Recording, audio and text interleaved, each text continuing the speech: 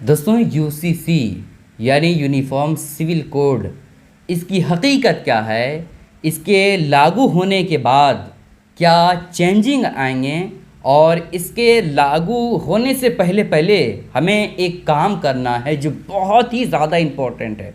इसे ज़रूर भी ज़रूर करना है। मुसलमान होने के नाते, एक मुस्लिम होने के नाते आप ये आसानी से अपने मोबाइल पर कर सकते हैं और ये 14 जुलाई से पहले पहले, 15 जुलाई तक आखिरी डेट है, लेकिन 14 जुलाई ही माने, 14 जुलाई 2023 से पहले पहले आपको ये काम कर लेना है। वो काम क्या है वो मैं आपको बताऊंगा ही, लेकिन पहले यूनिफॉर्म सिविल कोड का मतलब क्या होगा, अगर लागू हो जाएगा हिंदुस्तान में तो उससे मुसलमानों पर क्या फ़र्क पड़ेगा, दलितों पर क्या फ़र्क पड़ेगा और दूसरे मज़ाहिब के लोगों पर क्या फ़र्क पड़ेगा, आइए हम आपको मुख्तसर अंदाज में बताने की कोशिश करते हैं।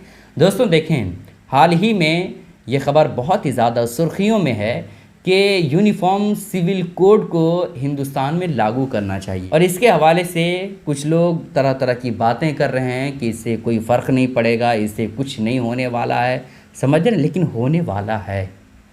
इससे हमारे मुसलमान बहनों पर, भाइयों पर, मुसलमान के एक एक नागरिक पर फ़र्क पड़ने वाला है। दलितों पर भी फ़र्क पड़ेगा और हमारे हिंदू भाइयों पर भी फ़र्क पड़ेगा। ठीक है, आखिर मुसलमानों पर क्या फ़र्क आएगा, चलिए हम आपको मुख्तसर अंदाज में बताने की कोशिश करते हैं। दोस्तों देखें, मुसलमानों के यहाँ जब शादी होती है तो शादी के लिए इलाक़े के इमाम साहब को बुलाया जाता है या किसी आलिम दीन को बुलाया जाता है और उसके ज़रिए से निकाह ख़ानी होती है और फिर हुकूमत भी वही मानती है कि इसका निकाह का जो मामला है वो निकाह इसके साथ हो चुका है। लेकिन अगर यूनिफॉर्म सिविल कोड लागू हो गया हिंदुस्तान तो फिर ऐसी कैफियत में आप शादी के लिए आपको जाना पड़ेगा कोर्ट। अगर कोई खुशी से माँ बाप शादी करना चाहते हों तब भी कोर्ट जाना पड़ेगा और कोर्ट में लिखवाना पड़ेगा कि मैं इससे शादी कर रहा हूँ या कर रही हूँ। समझ रहे, बिना कोर्ट जाए शादी नहीं हो सकती है। अगर यूनिफॉर्म सिविल कोड लागू हो गया तो एक चेंजिंग देखने को मिलेगा। सबसे बड़ा बदलाव जो देखने को मिलेगा वो ये कि हर तरह के लोग एक ही लिबास पहनेंगे।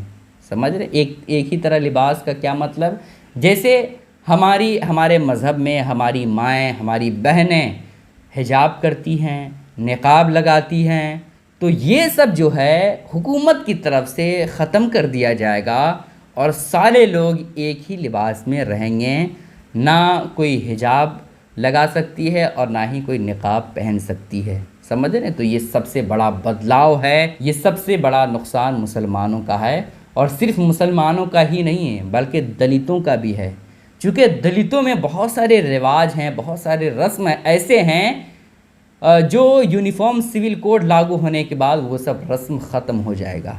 और ये कानून आदिवासियों के भी ख़िलाफ़ है, क्योंकि आदिवासियों में बहुत सारी चीज़ें ऐसी होती है जो उसके पूर्वज से चला आ रहा है और फिर उसी को वो लोग मानते आ रहे हैं और उसी तरीक़े से वो लोग ज़िंदगी गुजारते हैं। तो फिर ऐसी कैफियत में अगर यूनिफॉर्म सिविल कोड आ जाएगा तो फिर ऐसी कैफियत में वो सारे काम उनको छोड़ना पड़ेगा। और सबसे बड़ा नुकसान जो आदिवासियों को होगा वो ये कि उनकी ज़मीन का जो मामला है वो बहुत ही ज़्यादा मुश्किलों का मामला हो जाएगा। क्योंकि ज़मीन का जो मामला है वो आदिवासियों के यहाँ एक दूसरे तरीक़े का है, लेकिन जब यूनिफॉर्म सिविल कोड आ जाएगा तो फिर ऐसी कैफियत में सब हुकूमत के तरीक़े पे ज़मीन का मामला हो जाएगा। तो ये एक तरह से नुकसान है। यानी अब कोई नकाब नहीं पहन सकती है, यानी अब कोई ऊंची ऊंची पगड़ी नहीं लगा सकता है। समझ रहे, इसका ये मतलब है। और इसके गहराई में अगर आप जाएंगे तो बहुत सारी बातें हैं। ठीक है, तो ये सब बदलाव हमें देखने को मिलेंगे दोस्तों अगर यूनिफॉर्म सिविल कोड लागू हो गया तो। समझ रहे, और इसके अलावा भी बहुत सारे बदलाव हमें देखने को मिलेंगे अगर ये कानून नाफिज हो गया तो, लेकिन हुकूमत की तरफ से अभी कोई क्लियर नहीं किया गया है। लेकिन इस कानून को नाफिज करने से पहले हुकूमत ने जो धर्म के गुरु हैं, जो धर्म का मेन आदमी है, उससे मशवरा मांगा है और उससे कोई ठोस दलील मांगी है कि क्यों नहीं लागू होना चाहिए हिंदुस्तान में यूनिफॉर्म सिविल कोड, है ना।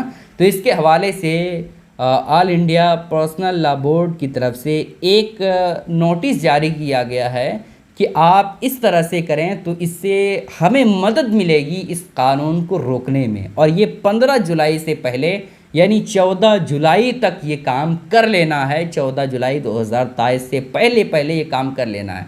करना क्या है दोस्तों, आप गौर से वीडियो को देखिए और एक एक आपको चीज़ों को प्रैक्टिकली आपको दिखाने की कोशिश करता हूँ ताकि आप आसानी के साथ ये काम कर ले जाएं और इसके ज़रिए से आप इस कानून को रोक सकें।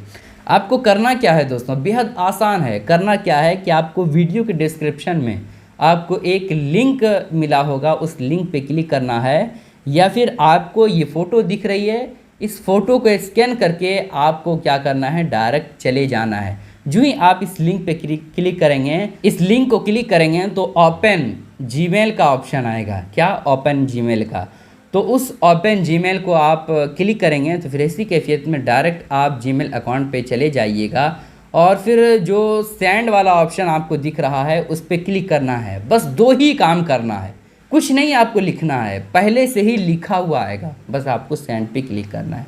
अगर इसे हम ज़्यादा तादाद में सेंड करेंगे हुकूमत तक तो फिर ऐसी कैफियत में हुकूमत को दबाव आएगा और ये कानून नाफिज नहीं होगा। और हमारे जो गुरु हैं धर्म के, जो मेन लोग हैं, वो भी प्रूफ के तौर पर ये बता पाएंगे कि देखें कितने लोग इस बिल को लागू नहीं होने के ख्वाहिशमंद हैं। ठीक है, तो इसलिए आप इसे ज़्यादा तादाद में करें और ज़रूर करें और इस वीडियो को दूसरों तक ज़रूर शेयर करें ताकि सारे लोगों को पता हो जाए कि कैसे हमें इस बिल को बायकॉट करना है और कैसे हुकूमत तक अपनी बात को रखनी है। ठीक है, गुजारिश है दोस्तों कि इस क्लिप को शेयर करें। अस्सलाम वालेकुम रहमतुल्लाहि व बरकातहू।